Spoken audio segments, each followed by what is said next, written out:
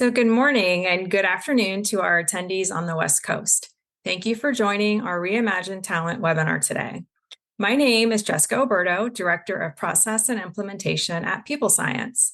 If this is your first time joining us or you aren't familiar with us yet, People Science provides talent acquisition advisory services, recruitment process partnering, recruitment placement services, and a proprietary software, HireGate, our HR technology that augments any applicant tracking system and provides recruitment data and AI-driven insights. You can visit us at people-science.com to learn more, or reach out if you have any questions or you'd like to schedule a complimentary strategy session with us. So you'll find that throughout our webinars, they're more conversational between our panel. If at any point today you'd like to include something or ask a question, feel free to use the Q&A box at the bottom of your Zoom screen, and we'll do our best to make sure that we get back to you. So now I will move on and introduce our speakers for today. So first, I'd like to introduce our host, Christine Nicholas, founder and CEO of People Science and HireGate. A visionary in the talent acquisition industry and a widely respected thought leader in all aspects of recruiting, Christine founded People Science to help companies solve their toughest hiring challenges and transform how they acquire talent they need today and in the future. And since 1997, Christine has led the development of cutting-edge information systems, processes, and methodologies within TA, as well as the development of our software HireGate. And on to our special guest for this month, Diana Frascella, VP of Global Talent Acquisition at DraftKings. Diana was also the Senior Director of TA at TripAdvisor prior to DraftKings, where she built out TripAdvisor's campus recruiting program. She's a dedicated TA professional with a global focus on hiring top talent specializing in tech recruiting. She has a strong background in both financial services and technology.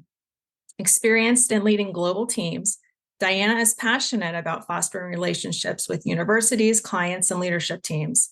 Her expertise spans across TA strategy, technical recruiting, employment branding, and career development.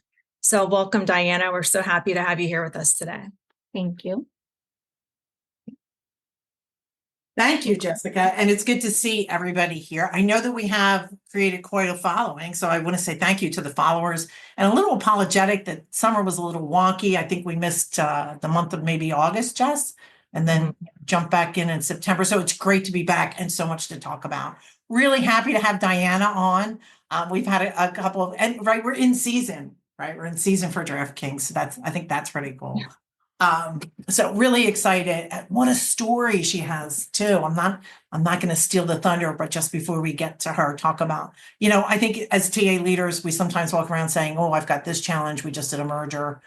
Some of the things that Diana was explaining. And by the way, Diana, the way you explained it, oh, well, we're in 2 war-torn countries. We've gone from 1,000 employees to 5,000 in 5 years. I joined the company in COVID. I'm just stealing your thunder. But truth out, I think some of us get up in the morning and saying, how am I going to handle this? I don't know, maybe you should call Diana because it's pretty extraordinary, right? So thank you for coming. So let's look at some of the stats first. And anytime, Jess and Diana, anytime you want to join in. And I also welcome comments. Some of this data is pretty intense. I know some of this hits pretty hard to some of us in TA, given the recent economy and the things that are going on in talent acquisition. And for those of you who are unemployed that are followed, stick with us. Always a good networking way to get around things. But I think the more educated we stay about employment, the employment ecosystem, as we're calling it these days, not only is it good for us and for our organizations and it's our jobs, but truth out has a huge effect on the way we live our lives and on the population as a whole. So national unemployment rate for October, you can see a little bit of a dip from August, but maintaining September and October. November hasn't come out yet. I think it'll be interesting to see where we are in November. But as we talk further today, I think you'll get a feeling for where we think we might be. So there we are on unemployment. Let's take a look at a part of the JOLTS report, which is our jobs added. So jobs added for the month previous. So where are we? So for September was, and I think this is a good graph. The reason that I pulled this one is to show that we are seeing a decline. Now we still have less than one person per open position, right? So we're at like 0.9, but we are seeing a decline in job openings. It'll be interesting to see what happens in January of this year. Although I do think AI played a big part in the decline that we start to see come into play here. January, February, March. March, I think, would be reflective of what was happening more in January and February. It'll be interesting to see how this continues or if it plateaus at some point. But there we are right now at adding 7,443. So that's 743,000 positions or 7 million. Okay, Jess.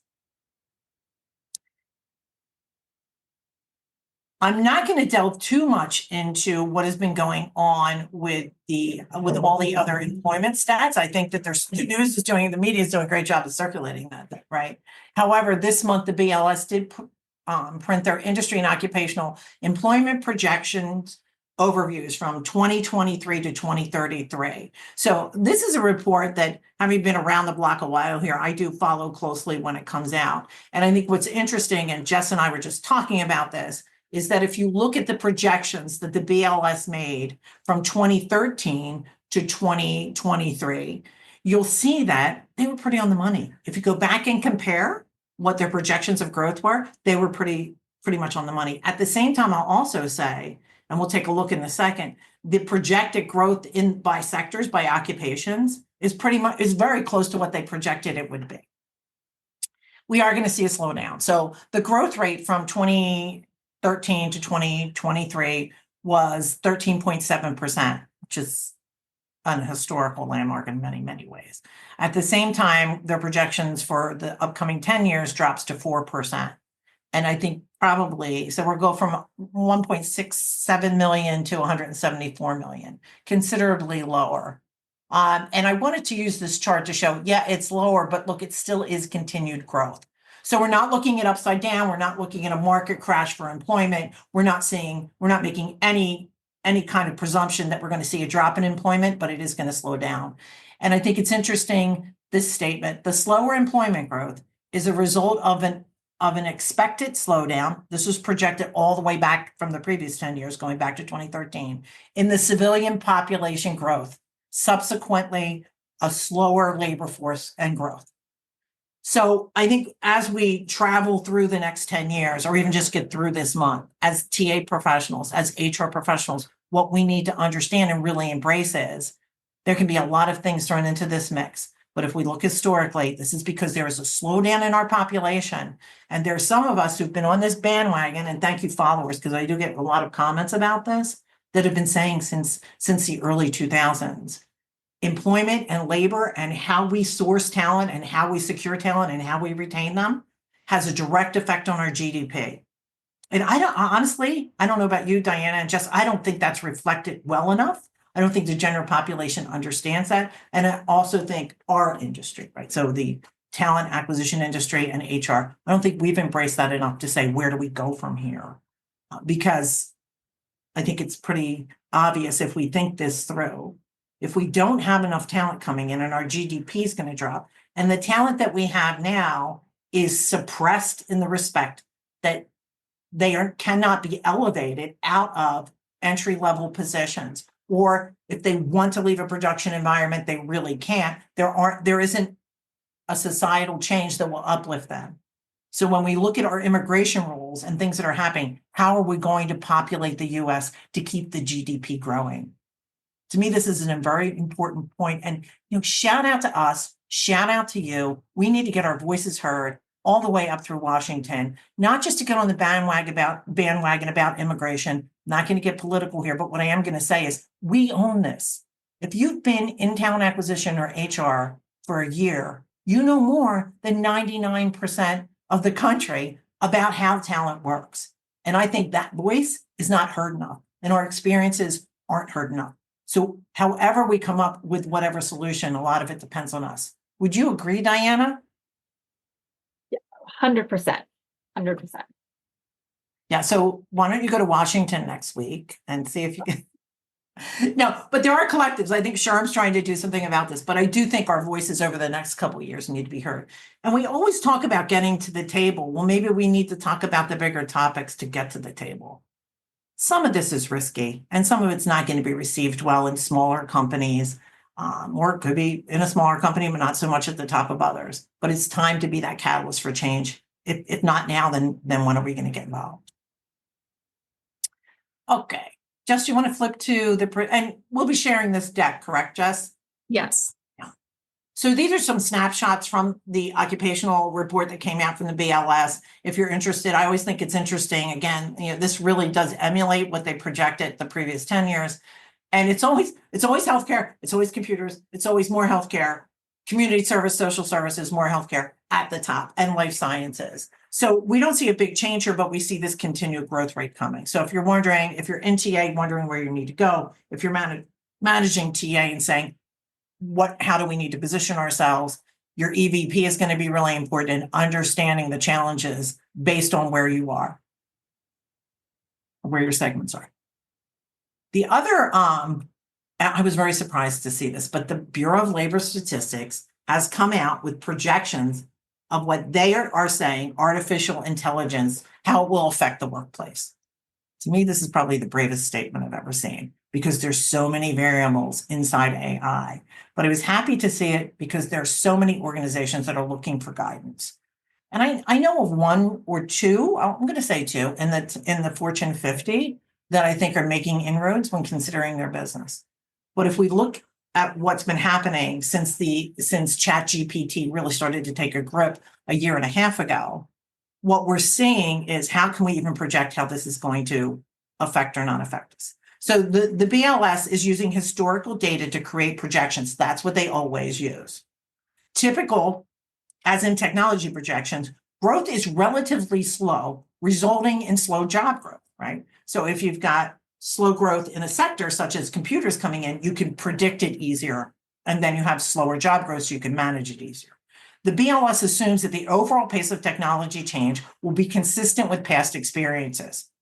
So all of the stats that you're going to see now are using historical data. And then they've got this other big line, big disclaimer, that there are times when these market shifts come because of a specific technology. And then their next line is, there's no historical data utilized in the projection of the AI effects. So even though there's a lot of other data that's used to populate it, we don't have historical data. To me, this is kind of like a CYA from the BLS. Like we don't really know what's going to happen. They also go so far as to say, these are the titles, job titles and occupations going from 23 all the way to 2033 that are going to see the biggest impact. It's actually much more hopeful if you read the article than you would suspect. Jess has gone ahead and pulled out some of these for us. So legal occupations, paralegals, 14 out of 22 is arts, design, entertainment, and media. Graphic designers are 511 out of 832. So there's a considerable amount. The bolded ones are on here. They're in the deck, but you can shoot over to the BLS anytime to see what the projection is. What was most interesting to me this morning is, I think it was Business Index came out with a proclamation today that there has been a significant drop off in the growth rate of AI. Can you put your hand up if you read this morning? Because I think it's really interesting. So what they're saying is ChatGPT in particular, and then the others behind it have seen a significant slowdown. And they're attributing much of the slowdown not to the development phase, but the amount of intelligence that we now have available to us to build into AI. Which again, many of us have been saying this, especially in HR, which HR has good records, right? But over in the talent acquisition side, we just don't have enough data. I mean, I don't know anybody who says, yeah, I'm great, I have enough data, I don't need more data. Or my data is so low, right? And we've had this conversation, right? My data is so well organized. If you have the data, then AI can propel in all kinds of ways, and then the machine learning can kick in. But once the data runs dry, which the BLS has gone so far as to say, by 2028, we will, no, I'm sorry, not the BLS, but the predictors of Chat GPT are saying is by 2028, we're going to run out of data. Which is surprising to me because I thought we might run out sooner. I mean, how much text do we have? And the term that they actually use is text. You know what, Jess? I'll supply the link to you so we can send that out to this article, Okay. But certainly worth noting. What I will say from a market perspective, as far as the employment economy and the way that Jess and I and others at People Science are observing is we're seeing companies who had gone into kind of deer in the headlights. What is AI going to do? And let's slow down on who we're hiring because we don't even know how this is going to affect our products. To, okay, we're getting there. And I think now we're going to see some stability. We're already seeing a little bit of stability, I think, in notably in the end of November, December, certainly coming off an election year too. And by the way, very surprised how these numbers have held true through an election. This is the first presidential election that I've seen the market stay steady and the employment not change so much. So I think maybe we're starting to see that segregate. But in any case, as AI becomes more of an everyday term, and as we understand some of the weaknesses and that growth rate starts to slow, I think companies are becoming more confident, saying we can't hold our products any longer. We need to make motions without this. So good indicators of what's happening. And then last and finally, before we get on with our chat, HR Drive came out with an article that is entitled 4 Employment Actions to Expect Under a Second Trump Presidency. This was printed on November 6th, and I think it's well done. Number 1, immigration enforcement raids will be back on the table. Immigration reform will be a priority. At the worksite, a second Trump term will likely turn to supply side enforcement of immigration law and worksite, meaning raids in which the government officials arrive at the site with the intention of arresting undocumented workers will likely be used again. So, word of caution. I know that there are organizations, especially in the temporary usage world, that have said things point blank. It's saving me $3 million to use undocumented workers through a temp agency, so I can survive a fine of $1.5 million. This is a true story that happened 2 years ago. Somebody you're talking to. If you're still in that headset, I think I'd be very cautious moving forward because I think we're going to see a lot more stringency there, especially as I've seen that focus and when at the previous Trump presidency start to focus on temporary usages and contractors. And even the states are starting to take a closer look at contractors. Agency chairs will be replaced. And the things that we're hearing are pretty much what was expected. Surely Marvin Kaplan is going to be the pick for National Labor Relations Board. And we know his background, we know what his thought process is. And similarly at the EEOC, it'll probably be Commissioner Andrea Lucas again. These are Republican commissioners working under pretty much the same concepts that they did previous to the Biden administration. Regulatory activity will slow considerably. We saw this happen the last time. I don't know if executive orders will come out again. I do know that the overtime rules and the non-competes and the independent contractor rules that today are really being challenged in many of the courts, I think you're going to see the courts walk away. I think we're going to see that change. And I think you're going to see a lot of that scaled back. So everything that we've kind of seen growth in the last 4 years is going to go into another direction. Not anything new when we see parties change at the presidency level. Okay. And then last and foremost, love comments on this if you want to put them in the chat. Limitations on DEI could be put in place. DEI is one area where day one of the initial Trump presidency, around day one, it was one of the first executive orders to change, to be put in place. It was contested. I think we're going to see DEI be challenged considerably, especially when it comes to education and training and how it plays out in the employment sector. So lots of changes coming our way between AI, slow growth, people leaving the market, not enough people coming in, new administration, training, all these things. It's a very exciting time, right? So with that, let me just bring us back to Diane again. So Diane, I know I kind of stole your thunder because I wanted the audience to understand why we're so excited to have you a little bit. But so tell us about what this journey for you has been like. I mean, it's been great. So I've been at DraftKings for almost 5 years. And like sort of Christine mentioned previously, right, I joined 2 weeks before COVID hit. At the time, DraftKings was just about 1,000 people, not public. And within that year of starting, we went public. We acquired a company on the day we went public, which doubled us in size. So overnight, we went from about 1,000 employees to over 2,000. We went from being a U.S. Really based company only to now having half of our employee population sit in really Eastern Europe. And then since then, we've just continued to either add products, go live in more states in the US, and just grow our population. So we are right now currently at about 5,000 global employees spread over, multiple countries and in multiple offices. Wow. For those of you who aren't familiar with DraftKings, just so it's like, who are we talking about? Where we consider ourselves sports entertainment. So we offer products such as daily fantasy platform, sports betting, online casino, lottery. We also have a media arm where we produce our own content, shows, podcasts, either about sports or sports betting. So kind of across the whole media sector and technology. Yes. And so sports entertainment / tech company. So what's the makeup of the staff at DraftKings? Is that what kind of people? I would say almost a third of our workforce falls into that tech and product employee population. And then from there, we also have, I would say almost a third of our workforce is very customer focused. So whether that's our customer service individuals, people working in our sports books, our hosts to our customers. And then the other third is more traditional marketing, G&A, and those type of functions. So across the board, but media included. So that's pretty interesting in itself. Yeah. And overall, like if you had to say this is what you see in the recruiting market for DraftKings in particular, do you think that it's going to be easier or harder, about the same over, let's say, the next 5 years? I think it's going to be different. So I think that it's always challenging, I think depending on who you're looking for, the markets you're looking for.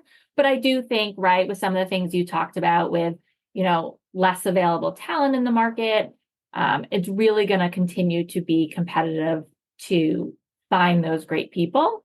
So I do think that's going to be challenging. And I think as AI plays a bigger role in many jobs, it's going to be thinking about the skills that we need today for our employees may be very different than the skills we need 3 years from now. And I don't view AI as, going to take away people and we're not going to need people. I think it's just the shift of what our employees are working on may change over time. And that requires us to potentially look for different people on the market or figure out how we're going to make sure we can up-level our own employees and our internal talent. Like, how do we give them the skills to continue to be successful in this new age of AI? Which is such I think probably one of the most popular terms we hear these days is upskill, upskill, upskill. And everybody's running around, okay, how do I do that? And there's some technologies coming out around it too. You grew by 1 or 2 acquisitions too, right? So we grew by one very large acquisition. So that was SB Tech about 5 years ago. And then we've continued to grow by smaller acquisitions, over the course of the last 4 years, with the most recent one being this summer is when we acquired a company called Jackpocket. Yeah, that was pretty exciting, right? You had talked to me a couple times too about what it's like to work you're in Ukraine? Yes. And Israel. Yeah. So our Eastern European operations are Ukraine, Bulgaria, and Israel. So let's take the most dangerous places in the world. And really, I mean, you've done a great job with that, right? I mean, how is that going? And how are you doing? I mean, how are you recruiting there? How are you maintaining them? What do you do to support them? Yeah, I mean, it's right. Like prior to my time at DraftKings, I had worked in Western Europe primarily, or APAC. So like Eastern Europe has been a new sort of population for me in my career, which has been great. I think it's, in those 3 locations, it's just, really making sure you come in and be culturally sensitive, right? There are things, that are very different about every office we have and sort of what makes it different and what makes it similar, right? And I think we've spent a lot of time focusing on, 80% of the things work for everyone. And then how do we be really specific in each of these countries and like addressing what our population there needs. And then especially for Ukraine and Tel Aviv, it's just being very, supportive of, understanding that our employees and their families and like what they're going through, what we found overwhelmingly is that work is an outlet for them to sometimes, just like a distraction, and that we have people who are very committed to DraftKings and have been very encouraging that we want you to still employ us here. And we want to continue to hire, as needed. I mean, we have slowed down hiring in the Ukraine. It's more based on backfills and sort of keeping the population we have. And then providing them, whether it's a WeWork space or, generators for their houses, or, providing some of those I consider like benefits or extras that not all our employees need, but might be specific to that population. Same thing in Tel Aviv, right? When, depending where people live, we've offered, assistance in getting hotels in safer areas in Israel. And the same thing, we obviously accommodate when people need to leave to go do their military service, or understanding when people's family members are being deployed and adjusting, work schedules as needed. And really just trying to, do whatever we can to support our employees there, knowing that, they can do what they can from a work perspective, but the number one priority is the safety of them and their families. Any concerns that if Ukraine loses the war, what the ramifications might be for DraftKings? The same thing in Israel with all the contention there. Yeah, I mean, yes, we think about that a lot. And I think it's just thinking about either how can we, one, think about our employees? Is there a relocation strategy for the people who may want to relocate if we can't operate in those countries anymore? But then also thinking if, we have 300 employees in Ukraine and they're all engineers and they focus on these skills, where else could we find those skill sets, right? Where would we want to rebuild those teams, whether it's in a different country, or do we add to our teams in Bulgaria or Canada or the US or Ireland or wherever we may be? So I think that's the conversation. Like, if we were no longer to be able to employ people in this market, like where is the talent drain going to be, and like how do we replace that? And do you have products and services in those countries too, or just? No. So that's what's interesting about us. We only are a consumer brand in the US and Canada, but we have employees there. So that also is interesting from a recruiting standpoint, because we have a consumer brand when we're recruiting talent in the US and Canada. When we recruit in Europe, we really don't have that consumer brand. So it's much more starting from like, where DraftKings let us explain who we are, versus a lot of our candidates in the US obviously know who we are. And you have recruiters in those countries, right? Yes. So it's not like you're trying to do this from the US. They understand No. the sentiment. I mean, I think it would be extremely hard from time differences and just cultural differences. I think it's much easier when we're going back and forth with Western Europe and US, our recruiters in Dublin, our recruiters, they can help support US roles. Our US recruiters can help support London and Dublin hiring. But we really, I think it would become more challenging if we were trying to do all our recruiting from the US in countries like Bulgaria and Ukraine and Israel. So just shifting gears a little bit, I'm curious too, what is the tech stack? Can you kind of give us an idea of the whole thing, your backroom, HRIS, all the way through, and even the point systems that you might be using? Yeah, so what we use from a people standpoint, so we are a Workday shop. So we use that for all of our people systems, including our ATS. We've had it for about going on 4 years now.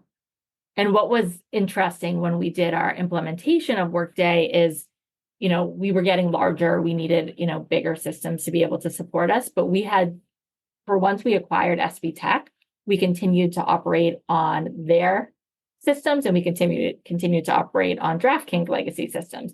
So we were operating out of like 2 HR systems and 2 ATSs.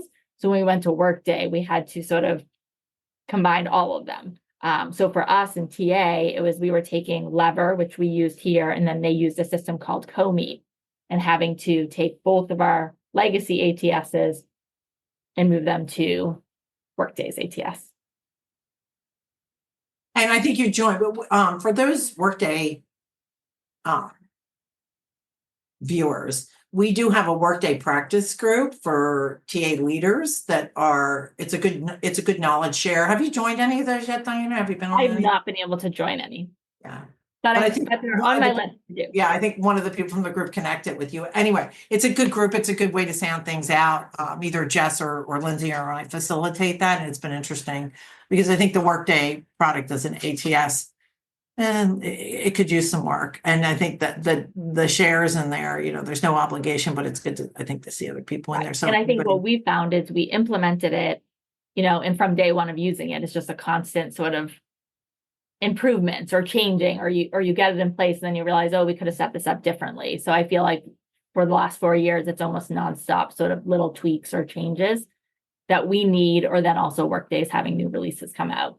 So the first time I heard the term, our second implementation, was in the Workday group. And I'm like, is this like a thing? Like there's a second implement. And I noticed that others used it too. So it's like you get the Workday implementation and then you hire the consultant.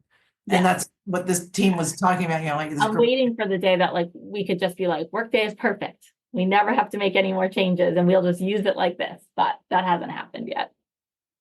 So what are some of the point systems that you use alongside Workday? Sorry, some of the what? Some of the search tools that you might use, or I call them point systems, like what's your background checking, I think going into next year, a lot of our viewers are looking at what is my tech stack? What am I going to do? What am I budgeting for? So I think it'd be interesting hearing what you use. Yep. So, we, from a TA perspective, we use Beamery. So that is, layers over our Workday ATS. So we're using that as our CRM, which has been great for us because obviously using, Workday's ATS just doesn't have the same capabilities. So from a CRM, we like it. We also do all of our, email marketing and all of that through Beamery. We are currently in the process of signing a contract with JD Expert that we're excited about, and that's going to be able to house like all of our job descriptions. And what it does is, it can track revisions and it helps with sort of skill-based hiring, and it can also tie into Workday, and it can end up being a product that not only for TA to use, but your comp and benefits team can use it, and our HRBPs, because it's really tracking like job profiles and job descriptions of all your. Who is that again? I didn't catch the name. JD Expert. JD Expert? Mm-hmm. Oh, interesting. Yeah, never heard of it. We pretty much know them all, so that's interesting. Yep. So, and then we're also in final talks with Paradox, which we're looking to again sit on top of Workday to just help with some of our scheduling needs, texting needs for candidates, and things like that. Yeah, and I think Eileen Kowalski, I think she's on. If you're there, Eileen, put your arm up. But she's head of TA operations. Like there she is. She's head of TA operations at General Motors, and she just spoke at the Gardner, and she was at Workday Rising. She's part of our Workday group, and what GM is coming out with. I'm not going to steal your thunder, Eileen, but it's pretty interesting. But talking about AI, and they use Paradox to get them there. So Yeah. Their application process starts on the phone, their hire ends at the phone. Everything is done mobilely, and then the candidate shows up. This is unique in any part of the world. I know it's been like a 2-year implementation. And I think Eileen, you're going live January 1. I think that's when they're slated, but interesting. We'll have Eileen on in January after it goes live and see what happens, or January or after. But an interesting story. And also, is that where we're going, right? Is this, Right. And how is that, what sectors will you be able to deal with? So I think that in itself is its own webinar. And it's interesting too, right? Because what Workday lacks in the TA module, right? Because when we look at Workday and how does it get in there? It's the only ATS that I know that I get a call from like the executive vice president of HR and says, in 2 weeks, we're going to be a Workday shop, and never saw it coming because they aren't often invited into the conversation. It happens in at the CEO level, it seems. You got to give accolades to how they sell. But that the talent acquisition module, I don't think they make it a secret, is included, but it's kind of an afterthought. So I'm saying in this respect, sending, thank yous out to Workday, because it is causing things like Paradox and other point systems to step their game up to enhance that system. And, my high horse on that is always that it's an applicant tracking system. It's not supposed to fix your world. It's supposed to track applicants. It is not supposed to source applicants. It is not supposed to track your recruiter production. All applicants, everybody's always angry with their applicant tracking system, right? And I was like, well, as soon as you're talking about it, it tracks applicants. It's not supposed to do all these other things. So other platforms. By the way, HireGate's a good platform. I had to say that because it's our HireGate. But I welcome anybody taking a look at that because it does augment Workday pretty well. Any other point systems you're like, yeah, this is a good one, or anything new on the horizon? The other one that we're rolling out that's new, that's not as much to TA right now, but we're actually demoing it and starting with Texio to actually help us write performance reviews.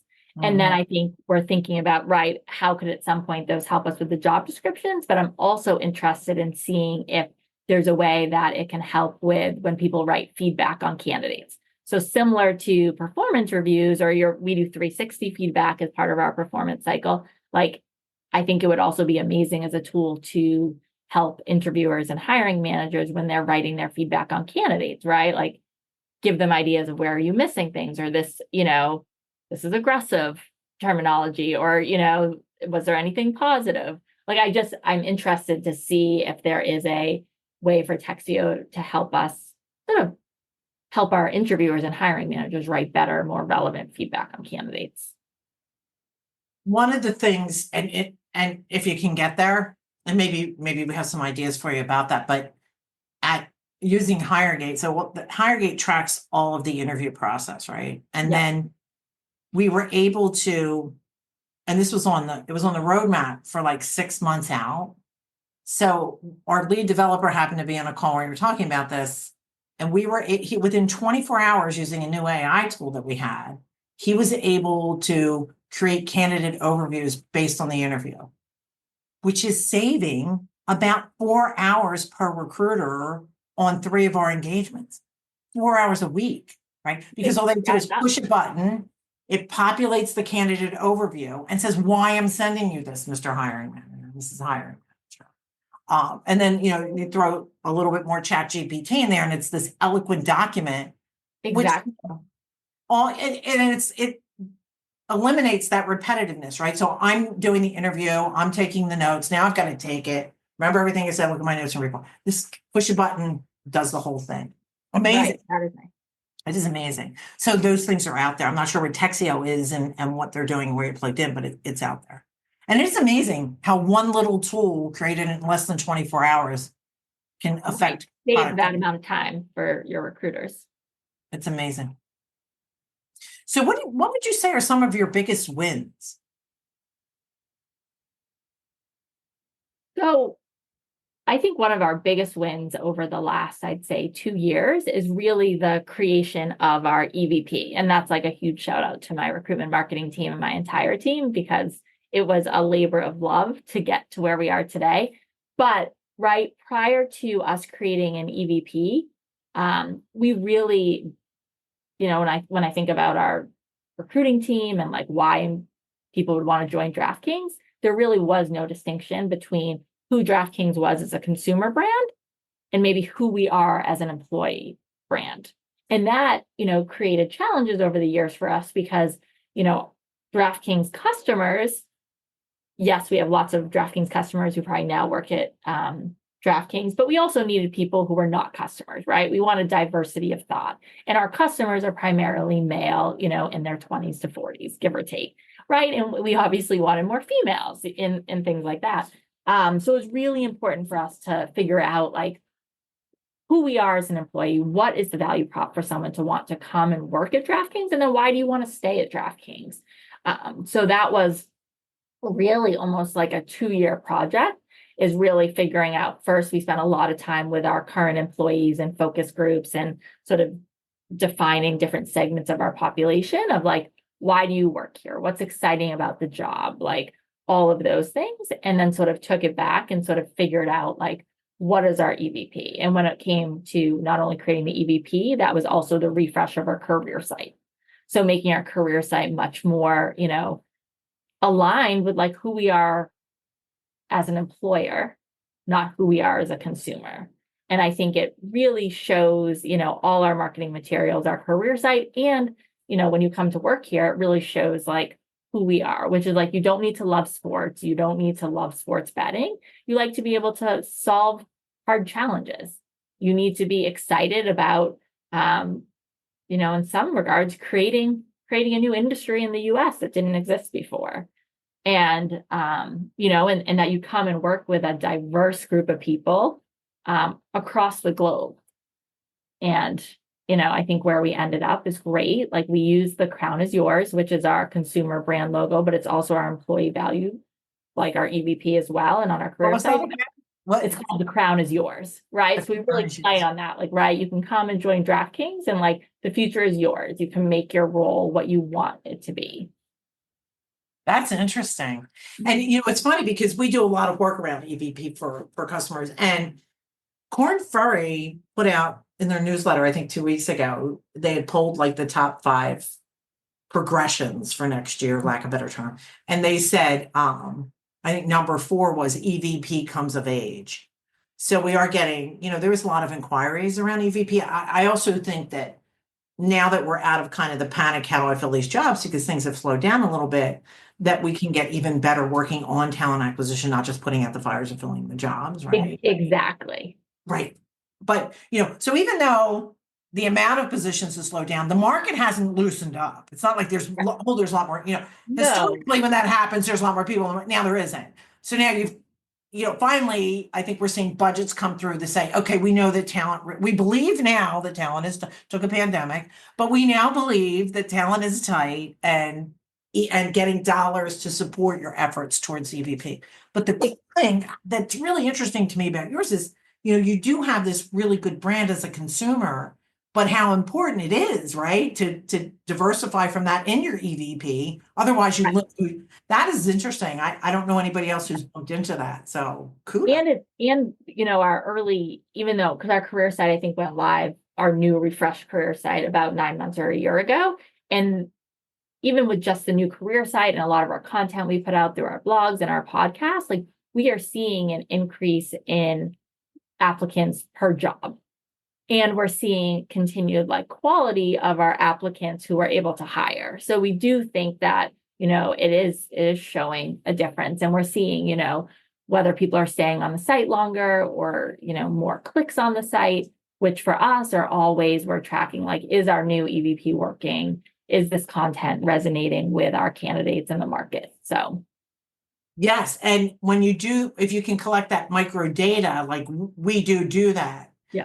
It's no longer squishy science. It's no longer, we think that works. Exactly. Like when you can, and it's very hard with marketing to try and draw a correlation. We did this campaign. Now we got a lot more people in. Right. The marketing people will tell you it was the campaign. The salespeople will tell you it's them. Upper management will say nobody knows. But when you can really get those metrics down and see it, I think the other thing is for somebody in your position too, how is this is really going to play out well? Because if you can show the correlation, you brought the idea of EVP, said it was going to works. Now you've got even more credibility to come to the table and say, this is what we need to build our, upskilling and building credibility. Yeah. Yeah. And to what your point too, even just having the data, and sometimes it's you're making correlations, but the data behind it is so important, because I think that's what people here, especially working at a company like DraftKings, that is very analytical. And, it's regardless of what your role is or where you sit, data is so important. So what would you say has been your biggest lesson learned?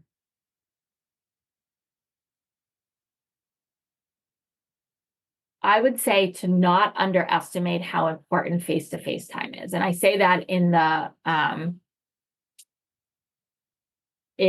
context of having a dispersed team. So I have a 66-person team, and I have a large number of people who, don't sit in the Boston office and sit in Europe. And I think, during those years of COVID when traveling was very limited or we couldn't travel, I just think that it was very hard to bridge those cultural gaps. And it was very hard to form really strong relationships that you need, sort of that trust and how are we going to work together?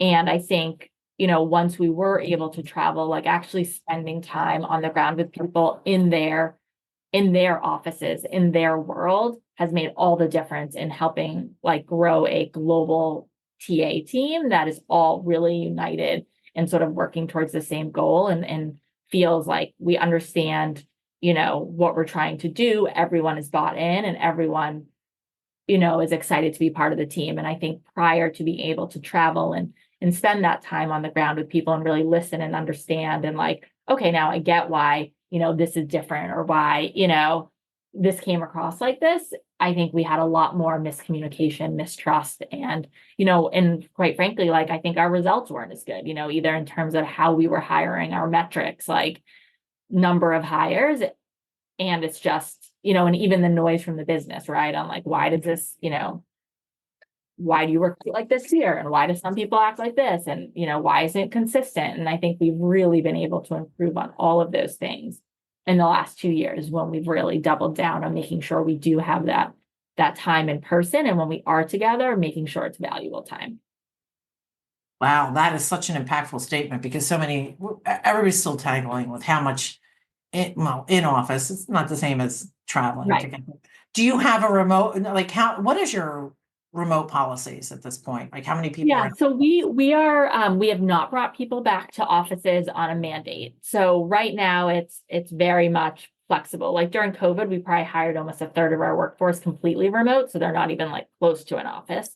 So we do think about, when is it important for them to come? Do we do offsites for teams? And then anyone who was located like close to an office within driving distance, they've really been given the option. Like you can be more of a hybrid schedule, come in 1 or 2 days a week, or if you prefer to continue to work remote, you can do that. And I would say most people who are within one of our offices probably do come in once or twice a week. And try to, like, our thing is make it meaningful when you come in. So if you're going to come in, see if if your team typically comes in on Wednesdays, and you should probably come in on Wednesdays, right? It's not going to be as productive for you to come in on Monday and sit by yourself or be in a conference room the whole time. So for our TA team, right, people tend to come in, in the Boston office more on like Tuesday, Wednesday, or Thursday. Our Vegas team like comes in Monday, Tuesdays, but still very flexible. So when we hire people, it's the same message, right? It's going to be what works for your schedule. And I feel like that's important as a TA leader and as, an HR professional, is because I do worry about when you mandate people back to an office 5 days a week, what do you lose in terms of diversity in your workforce, right? I think we found that maybe like if you live an hour outside the city and you're a working parent, those 2 hours a day commuting can be very difficult for you. But if you're able to work from home and only come in 1 or 2 days, we're still able to get that talent.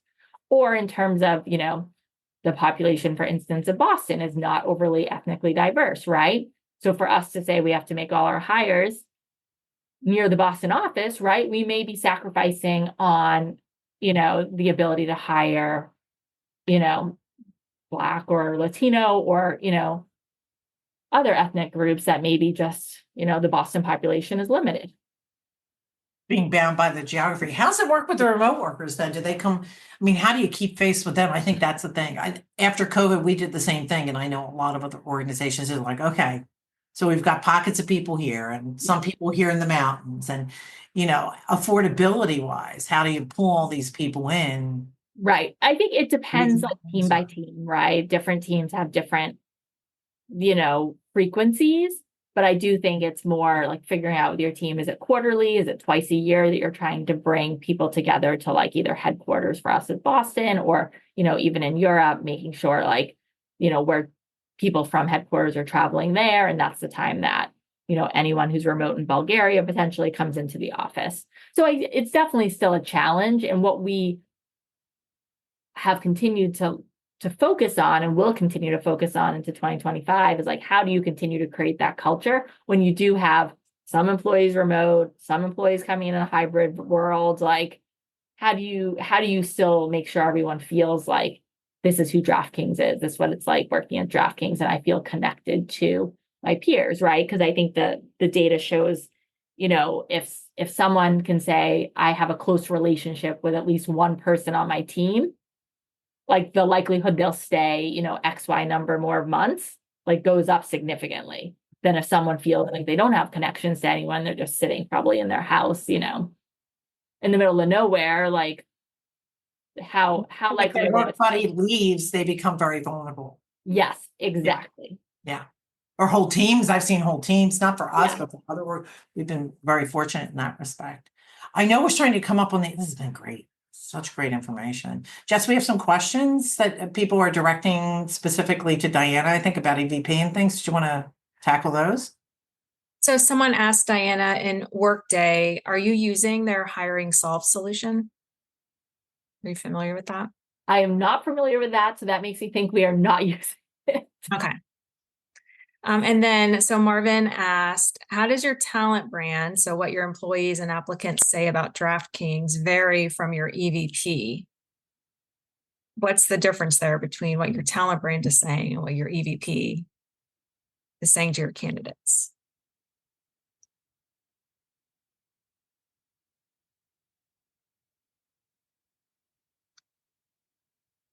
I guess I think- I guess I'm confused on the question. So this is probably me not understanding it, right? Like I think our talent brands, like who we like go to market as and what our EVP is, how they differ. Yes. Yes. So when you have employees that are talking about DraftKings or applicants that went through the interview process talking about DraftKings, is there any difference there between what you feel your EVP is also communicating out? No, I feel like, yes, we get people who might, obviously we get Glassdoor reviews, not everyone's happy, but I do think, based on, the candidate surveys we do, like we continue to hear like, right, like, my interview process was challenging. I met very, people I feel like I can learn from. I met a variety of people on the team who I'd be excited to work with. Because really, like, my goal at the end of the day is like, regardless if you get the job at DraftKings or you choose to work at DraftKings, if you get an offer, it's more I want people to leave feeling like, oh, that would be a great place to work. And I'd want to recommend DraftKings to a friend or a family member. And I feel like we really haven't seen that big difference in what our candidates are saying versus what we're trying to tell people. And like, as a, sitting in recruiting for so long, like I would rather be honest about who we are as a company than try to sell something we're not. Because if someone gets in the door and looks around and they're like, wow, this isn't what I saw on all your materials or what you told me. And, one of the things that we are honest about still is like, right. And we do own it, right? Is like, you do come work at DraftKings, right? Like we do still have more males that work at DraftKings than women, right? So if you're going to be on a team, like you're not going to probably be on a team with all females. And like, but we are, infusing diversity into our workforce as best we can. Okay. And then, you mentioned your EVP being specific to their North American candidates and then your candidates in Europe.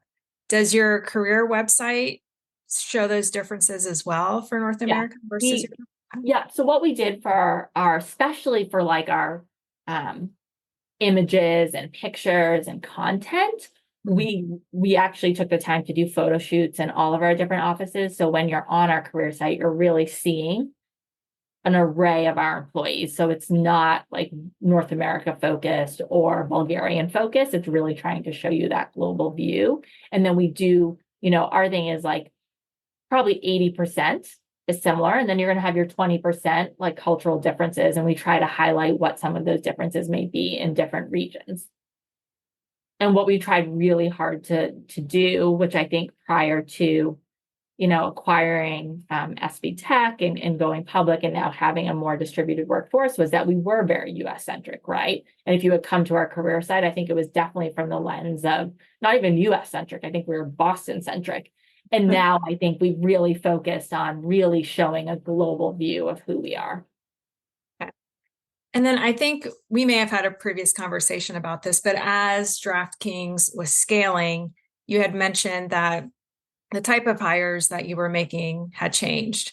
So what did you do in talent acquisition to make sure that you had the right talent skill sets of recruiters and sourcers in the seat to meet those needs?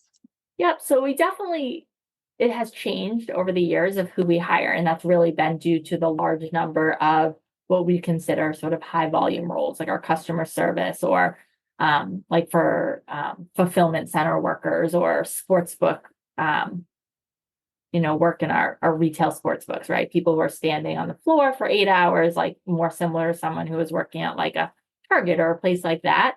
And it's really been pivoting because it's a totally different type of recruiting, right? And it's not so much of, you're sending in mails on LinkedIn and you're going through Beamery and trying to find qualified, candidate who's very niche. Instead, it's like we're actually trying to cast a really wide net.